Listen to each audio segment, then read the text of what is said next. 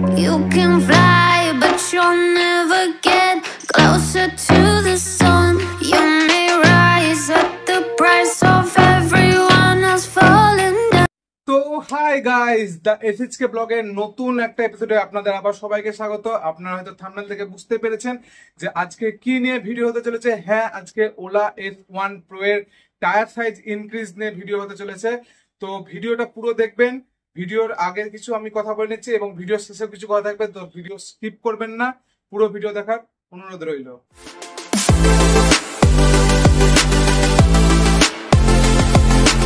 আমরা যে কোনো বাইক চালাই, সেটা ইয়ামাহার হোক, সুজুকির হোক, বা টিভিএস হোক, হিরো হোক, বা যে কোনো ব্র্যান্ডের বাইক হোক বা স্কুটি হোক, আমরা সবসময় চাই যে পিছনকার টায়ার সাইজ যেন ইনক্রিজ করা যায়। তাহলে কি হয়, গাড়িটা দেখতে আরো ভালো লাগে, গ্রিপ আরো ভালো পাওয়া যায়। হ্যাঁ, মাইলেজটা কিছুটা কমে যায়, কিন্তু অন্য দিকগুলো বেড়ে যায়, যেমন টায়ার গ্রিপ ধরা, রাস্তার সাথে সেঁটে চলা, এবং পিছনটা ওয়াইড টায়ার থাকলে গাড়িটা দেখতেও ভালো লাগে।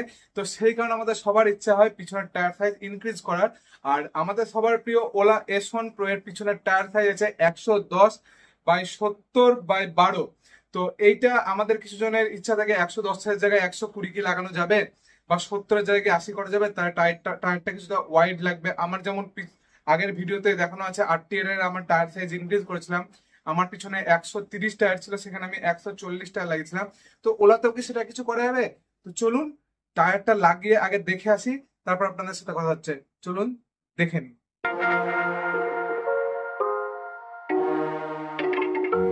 You can fly, but you'll never get closer to the sun.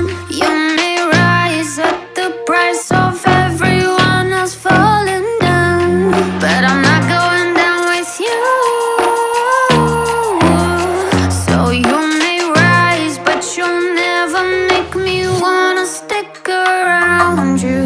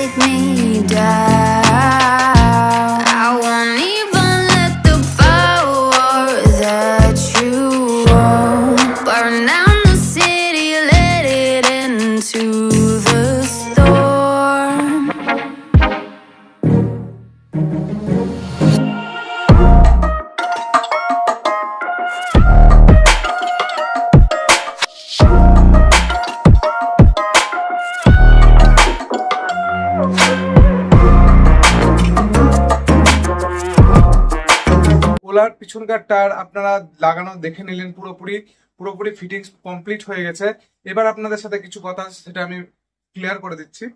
যে আপনারা যদি ভাবেন পিছনে 120 লাগাবো, 120/70/12 লাগাবো, বা 110/80/12 লাগাবো, সেটা সম্ভব নয় কোনোভাবেই।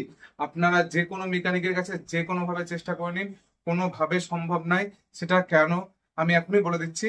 এই যে আপনারা দেখতে পাচ্ছেন, এই যে মোটরের সাইডে যে নিচে এই লোহার সাপটা আছে, এইটাতে আপনি যদি 70-এর জায়গায় যদি আপনি 80 লাগান, তাহলে এই জায়গাতে হচ্ছে টায়ারটা পুরো গায়ে ঠেকে যাবে এবং চাকাটা আপনার পুরো জ্যাম হয়ে যাবে। আর অপোজিট ধারে আপনি যদি করতে চান 110-এর জায়গায় 120, তাহলে এই যে উপরে দেখতে পাচ্ছেন এই জায়গাটায় গিয়ে টায়ার সাইডটা পুরো ফেটে যাবে, দিয়ে টায়ারটা পুরো জ্যাম হয়ে যাবে। আপনি না 110-এর জায়গায় 120 লাগাতে পারবেন, না 70-এর জায়গায় 80 লাগাতে পারবেন। কোম্পানি যে মাপটা দিয়েছে সেই মাপের এক চুল বেশি টায়ার আপনার লাগানো যাবে না। কিন্তু আপনি করতে পারেন কি, হ্যাঁ, সিএট লাগানো থাকলে আপনি এমআরএফ লাগাতে পারেন, বা এমআরএফ এর জায়গায় মিশেলিন লাগাতে পারেন, বা অ্যাপোলো টায়ার লাগাতে পারেন, বা ম্যাক্সিস লাগাতে পারেন, বা অন্য যা ভালো টায়ার কোম্পানি আছে আপনার যেটা ভালো লাগে, যেটা ভালো বিট লাগে, সেটা আপনার লাগাতে পারেন। আমি এমআরএফ এর র্যাপার এন লাগিয়েছি, তো এটা অবশ্যই ভালো। এবং আমি যখন লাগানোর পর চালিয়েও এনেছি, তারপরে ভিডিওটা শুট করছি, তো চালিয়ে অনেক গ্রিপ বেশি, আমি টাইট করে ব্রেক ধরে দেখেছি, কোনো স্কিড করছে না। এবং যে মাইলেজটা আমার মনে হচ্ছে, মাইলেজ তো হয় না, এর ব্যাটারির যেটা সিস্টেম হয় সেটা অনেক ইমপ্রুভ হয়ে গেছে আগের থেকে। আমার আগে সিএটের টায়ার ছিল, কোম্পানি দিয়েছিল, তো টায়ারটা এতটা চলেছে একটা পাতলা কাগজের মতন হয়ে গেছিল, তো আমার মাইলেজ মেলা ডিক্রিজ করে গেছিল। তো এইটা লাগানোর পর মাইলেজটা আমি অনেকটাই বেশি পাচ্ছি। তো আমার সাজেশন রইলো আপনারা এমআরএফ এর জ্যাপার এন লাগান। ওই 1500 থেকে আপনার 1800-র মধ্যে হয়ে যাবে। এইটা একটা বেশি খরচা নয়, এবং মিস্ত্রি খরচা খুব জোর 200 থেকে 300 টাকা লাগতে পারে। তো আপনারা এমআরএফ জ্যাপার এন লাগাতে পারেন, বা আপনাদের পছন্দের যদি অন্য কোম্পানির কোনো ভালো টায়ার থাকে সেটাও আপনারা লাগাতে পারেন। কিন্তু টায়ার সাইজ কোনোভাবে ইনক্রিজ করা বা যাবে না, কোনোভাবে কোনো দিকে ইনক্রিজ করা যাবে না।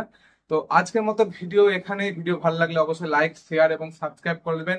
আর কোনো যদি প্রশ্ন থাকে অবশ্যই কমেন্টে লিখুন, আমি প্রত্যেকজনের কমেন্টের উত্তর দিই এবং আপনারও দিব।